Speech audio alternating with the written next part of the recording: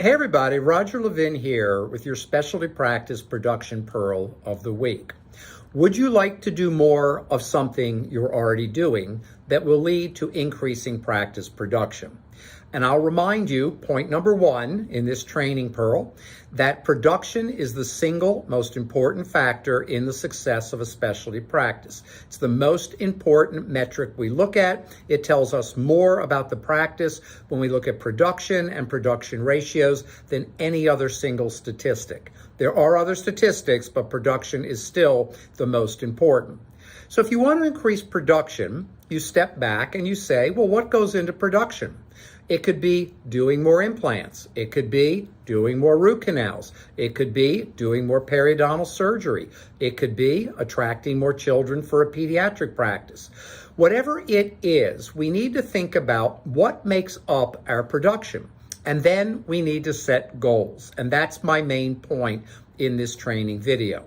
The main point is that goal setting is powerful. It's almost magical, or at least it feels magical, even though it's very, very logical.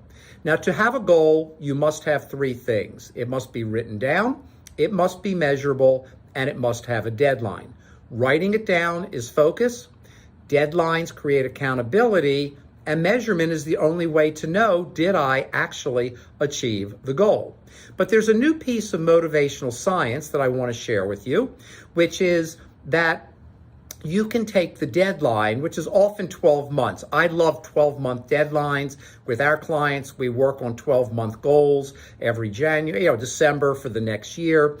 But one new piece of motivational science out of the University of Chicago Booth School of Business, a very, very high-ranked, well-respected business school, is to accelerate the deadline. If you want to achieve it in 12 months, then maybe you say, I'm going to hit that goal. I'm going to hit the 12-month goal, but I'm going to do it in 10 months.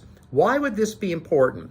I'm going to add 100 implants in 10 months. I'm going to add 200 root canals in 10 months. I'm going to add 400 new children to the practice in 16 months. Whatever it is that you're working on, I'm going to do 50 more periodontal surgeries in 10 months. Whatever it is, you accelerate the goal. And the reason to accelerate it comes under a category, and this is based on real research and motivational science, of sense of urgency.